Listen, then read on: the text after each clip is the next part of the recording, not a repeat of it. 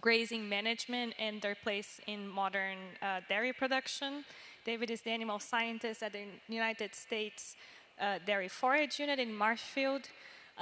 It's funny to think about how the world turns around and we still meet each other. So for those who don't know, David and I actually graduated from the same university. We have a lot of things in common, and one of them is our experience and our passion for good grazing management. So I'm very excited to be here to introduce him. Another introduction before we move forward, for those who haven't met, Scott Newell is here. He's our new alfalfa outreach specialist, just started 3 months ago, I think. Yeah. So if you have a chance to chat with him, also introduce yourself, that would be great. And yes, David, welcome. Very happy that you're here. Also, if you can repeat questions when they're asked on the microphone, that's helpful. Will do. Thank you.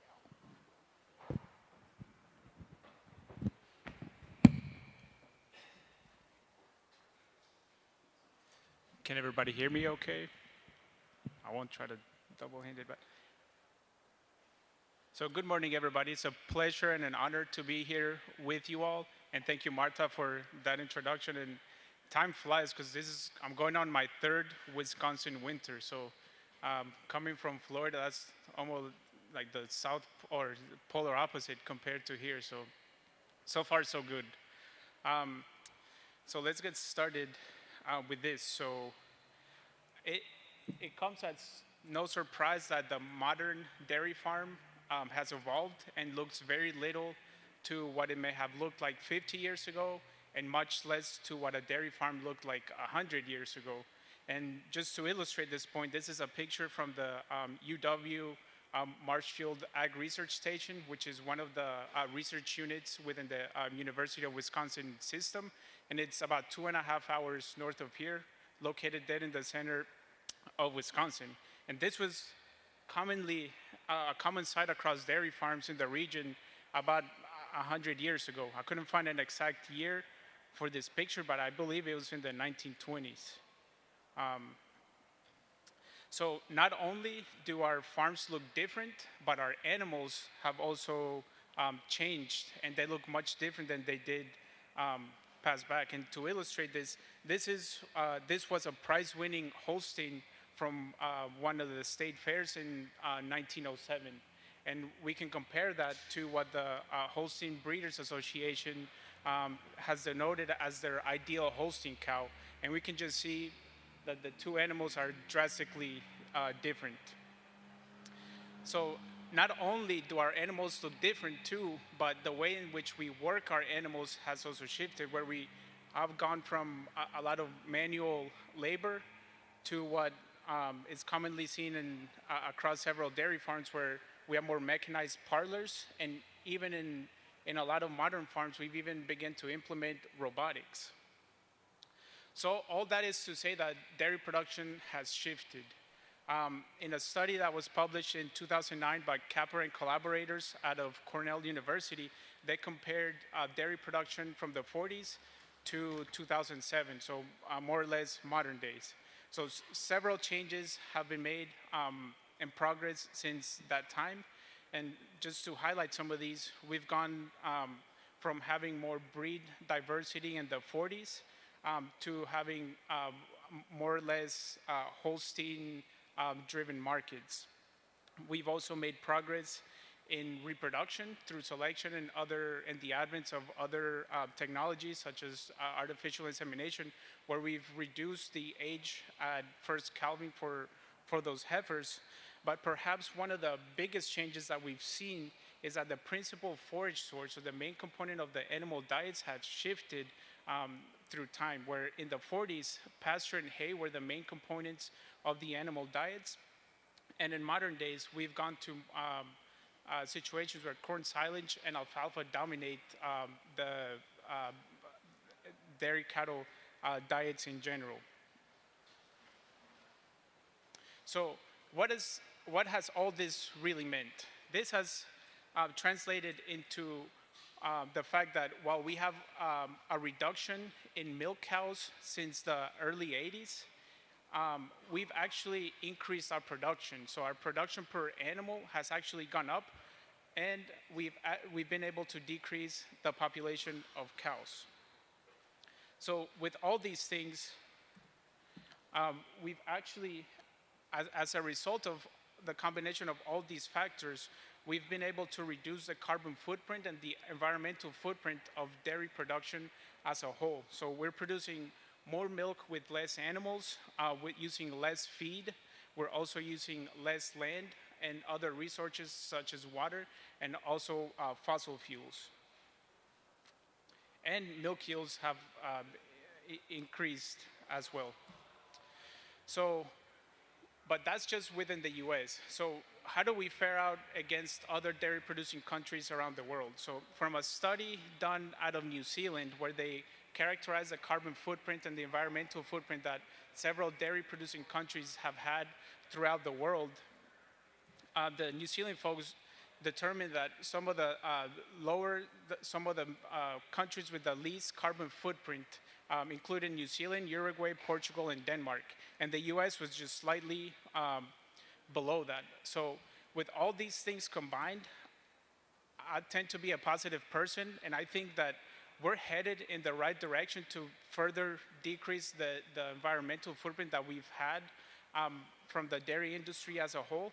But when we fare out against other dairy producing countries in the world, there's still room for improvement.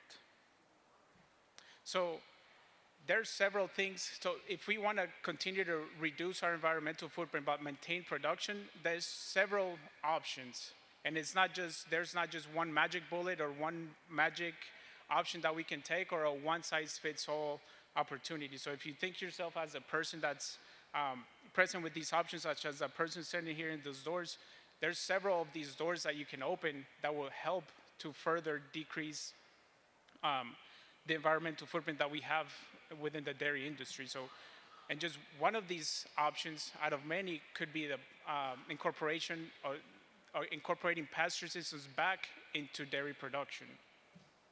So pasture systems can provide several ecosystem services just beyond meat and milk production, but especially in the upper Midwest region, one of the main reasons why they can be so critical is that they can actually help to reduce nutrient losses and nutrient leaching, which is especially critical for our waterways in this Midwest region. But perhaps even just as important, pasture systems provide one of the least cost methods of forage production, and especially perennial pastures. So when we couple that with the fact that raising heifers is among one of the largest expenses in a dairy farm, and we couple that with a cheap feed, that just might be a winning combination. But on top of that, when we consider that raising heifers is so expensive because feeding them is where most of those costs are going. So if we are able to incorporate great pasture systems for heifers, that might just be a win-win combination. And there might also be added benefits not only for the economics of the farm, but also added benefits in terms of the animal. And to illustrate that point, I'll present some data from Carlos Camisanova, which is one of our graduate students that has been working within our lab, who's also a collaborator. He's helped me put this presentation together. But Carlos has been working with Dr. Ken Kalsher from our center as well. And from this data set that was obtained by Jeff Brink about 10 or 12 years ago. So they looked at the first lactation performance from when dairy heifers were either raised on pasture or in confinement, and looking at what happened when it came time for when those heifers entered milking.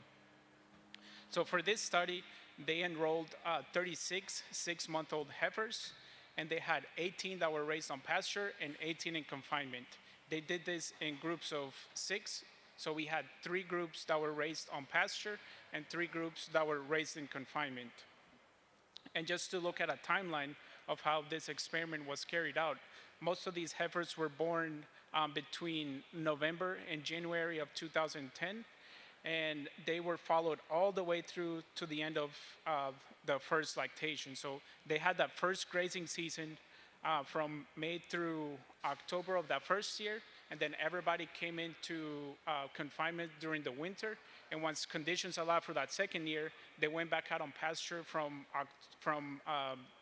late April through mid-October. And then after that, they calved and went on through their lactation. So looking at some of the, excuse me, so for the pastures, they consisted, all this study was conducted at the Dairy Forage Research Farm at Prairie du Sac. So the pastures at that farm consisted of orchard grass, a smooth brome, and these heifers were supplemented at 0.5% of their body weight with protein supplement. For confinement diets, they were fed typical dairy heifer diets that was common for the herd at that research farm at the time. And then now looking at some of the first year grazing results, we won't go through all the results, but what's most important here is that the average daily gain for those heifers was not drastically different between the two treatments, despite there being a statistical difference where the heifers on pasture gained 1.8 pounds a day, and the heifers in confinement gained just over 2 pounds a day. So both of those are within the limits that we expect for heifers to prevent any issues later on with growth and development. I'll also mention, or we can move on. So for that first winter season, the final season body weight was not different between the two treatments, and the average daily gain also was not different. So once they came in through that first winter season, everybody just kind of balanced out. For that second year of grazing, again, there was not much difference in terms of growth and the average daily gain between the two treatments. And also, once they calved, there was no difference in the calving age between pasture or confinement-raised heifers, where both animals, both sets calved out about 24 months of age. But when we enter the first lactation, this is when things got interesting, because if we look at the solid line, the pasture-raised heifers versus the dashed line, the pasture-raised heifers actually consistently were producing more milk when they were fed always the same diet and treated the same in the same barn. When we look at the dry matter intakes, same thing. The pasture-raised heifers were consuming more feed compared to those that were raised in confinement. And looking at the totals at that first lactation, the pasture-raised heifers produce 2,700 pounds more milk than the confinement-raised heifers. So what we concluded, or what Carlos concluded from this experiment, is that the pasture-raised heifers were able to produce more milk and had the ability to have greater dry matter intake than heifers that were raised in confinement. And all this is nice, but the question is, okay, why did this happen? Because we didn't collect any more samples, and it was one of those studies that you end up with more questions than when you came in. So to get to the bottom of that question of why do pasture-raised heifers produce more milk at first lactation than confinement-raised heifers, we've set up a second experiment for Carlos, for which he's collecting rumen fluid this morning. We've enrolled 64 heifers, of which in groups of 8. So we have 4 groups that are being raised on pasture and 4 groups that are being raised in confinement.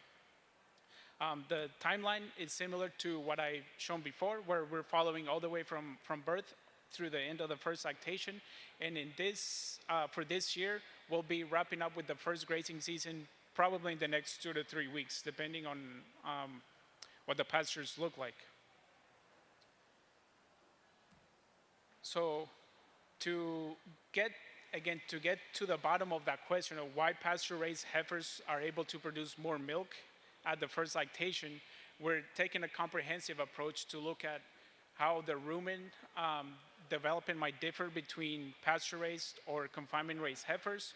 we're looking at the rumen microbiome and see what differences there might be in terms of there. We're also looking at the growth parameters, taking measurements of the body length, the withers, and all those things on a monthly basis to keep track of just how the growth and development of these heifers might differ according to the way we raise them.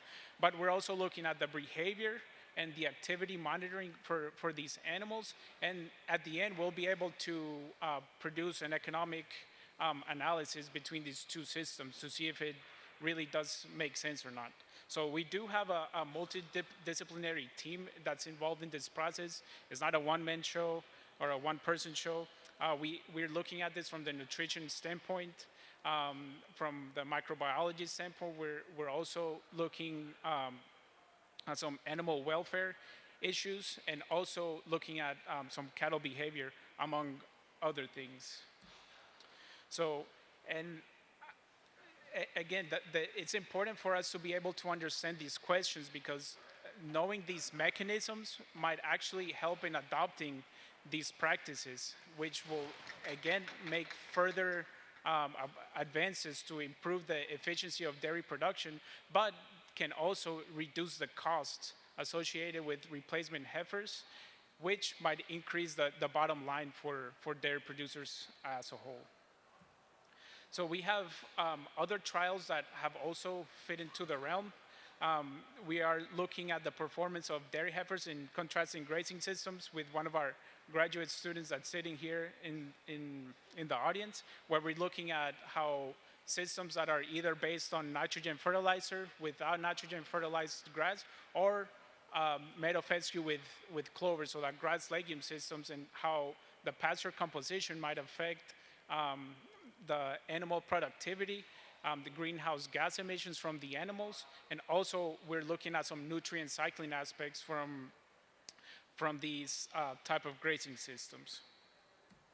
So we're working on producing the results from this. 2023, or this first year, was challenging due to the drought. We had to end grazing about 1 month early just because pastures stopped growing and we didn't have rain. And of course, 1 week after we stopped grazing, we had 4 inches of rain in a couple days. So now the pastures actually look pretty good that we pulled animals out. So this is a 2-year project. So we will be starting the second year next year. And other trials that also fit into this realm to understand not only the animal productivity, but how we can manage our pastures. We've started another trial at the Lancaster Ag Research Station, which is southwest Wisconsin, where we're looking at some rotational stocking strategies, where what happens when you move animals either on a daily basis, on a bi-weekly, or 2 times a week, or once a week. So we're looking at how these strategies, where we can see in this figure that I borrowed from Marta, where we want to understand the animal performance from daily movements into new paddocks, or once a week, or twice a week. And we want to compare animal performance, how much forage we produce, the nutritive value of that forage, and perhaps even some soil-related responses. So this is a 2-year trial where we just wrapped up the first year. And this trial is in conjunction with some other collaborators from UW-Madison, the superintendent, Aaron Crooks, at LARS. So it's a very much a collaborative effort here. And again, with this trial, this year was very challenging because of drought. So we're working to hopefully be able to share some research results from this year in the near future. So with all the things that I've mentioned, I've only talked about positives. I think it's important for us to also understand that there's several challenges that come with adoption of pasture systems into dairy. And not only are these agronomic questions, but not only is it an animal question, but it also becomes an agronomic question, because we need to address on just how we can fit pastures and grazing into existing crop rotations because our dairy farms are still going to be demanding to produce a given amount of feed to be able to feed all your cows. With pasture systems, we must also, or with grazing management in general, we must work to find ways to ensure that we reduce the potential variability in heifer growth rates so we can produce uniform heifer crops. And with that, we must also, and on top of that, so we must continue to, or we must find ways to ensure that the forage supply is constant so that we reduce that variability and with heifers and ensuring that we have a uniform crop. And then lastly, I think a very important question that we must answer is that not all row crop producers are grazing managers. So how do we integrate both? Because the infrastructure that is needed for a cornfield might be drastically different than what is needed for a pasture. So we need to find ways on how do we integrate fencing, water, mineral feeders, shade, and all these different things that come that are very critical for pasture systems as a whole. And there's a whole set of other challenges, but I like to stay on the positive side and just looking into the future. I think in our center and within UW system as a whole, I think we're very well equipped to continue to work to address these challenges. We have funding that's being secured for us to continue this work, which is important. And that will also, with all this funding, we can continue to provide science-based recommendations. And to keep moving forward with this, we also need to keep looking at this not only from the animal point of view, but also take multidisciplinary approach. Because what other benefits can we derive from pasture or grazing systems as a whole, just beyond meat or milk production?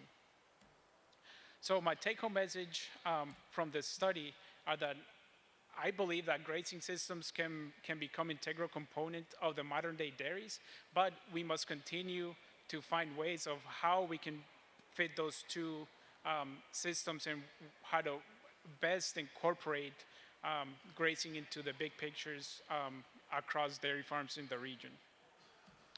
So with that, I would like to take any questions that you might have.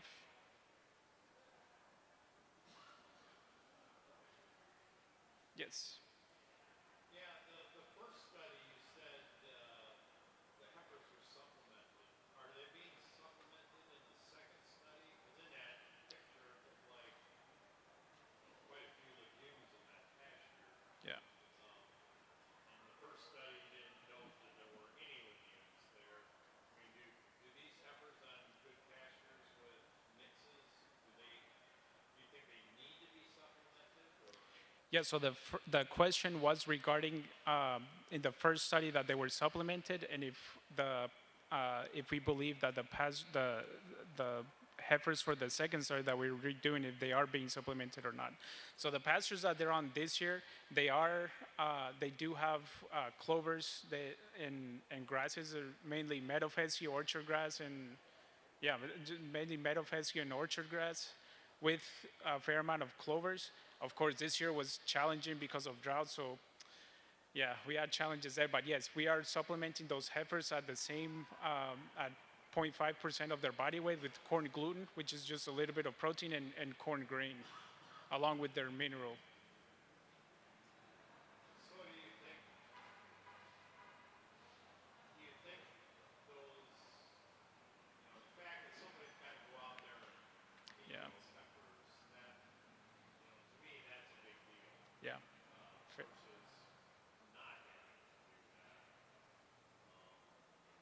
I mean, in an average year where we do get rain, we have clover, we have pasture, would you still continue to supplement or not?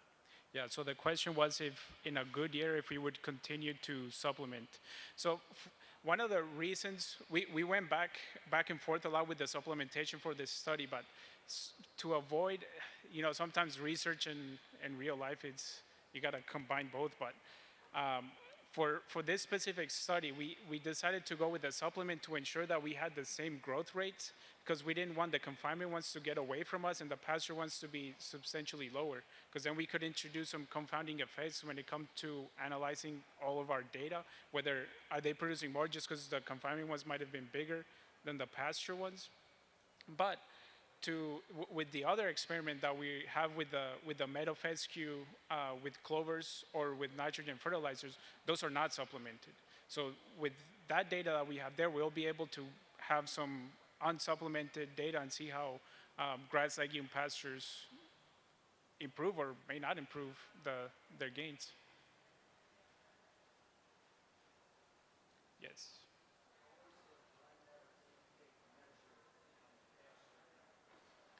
The question was, how is dry matter intake measured on pastured heifers? That is a really good question, and that's probably one of the biggest challenges for people that work with grazing research.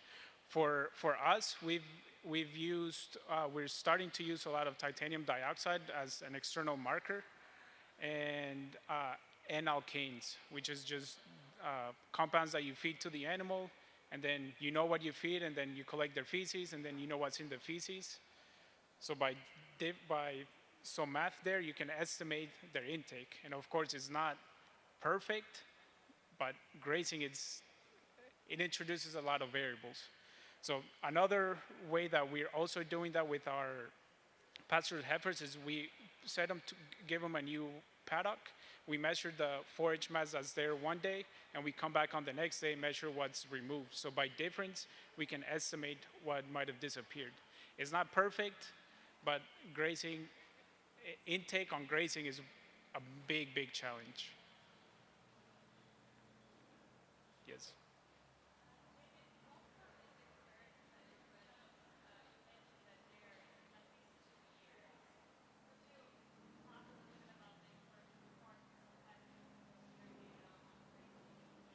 Yeah. Yeah, so the question was regarding the importance of having multi-year data for grazing management.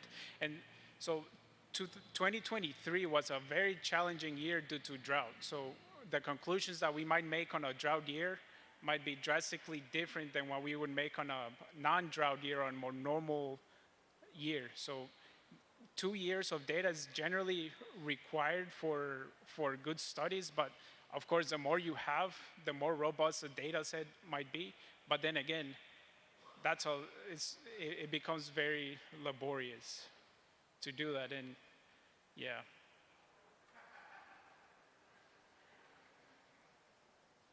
Yep.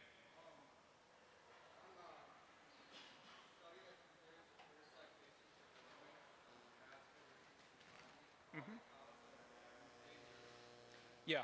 So the only difference that those sets of heifers had was that a group was either raised on pasture or in confinement. And when they went back into the barns for the winter or through lactation, they were all fed a common diet.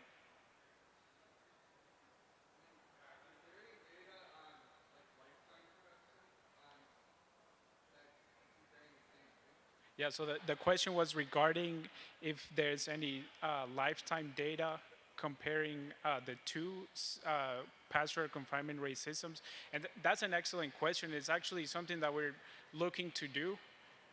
It's going to be challenging for us to be able to keep all 64 cows just because we have to share with our other colleagues, but we would like to keep some of these cows and follow them along. The other challenge is that there will be multiple reasons why a cow might be culled out of a herd. So that is definitely something that we're looking to do, and we just have to do some coordination and see which animals we're able to keep and follow them in the long term.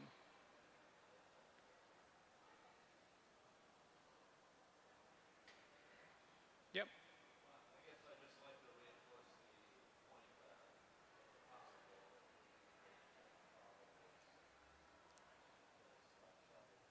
Yeah.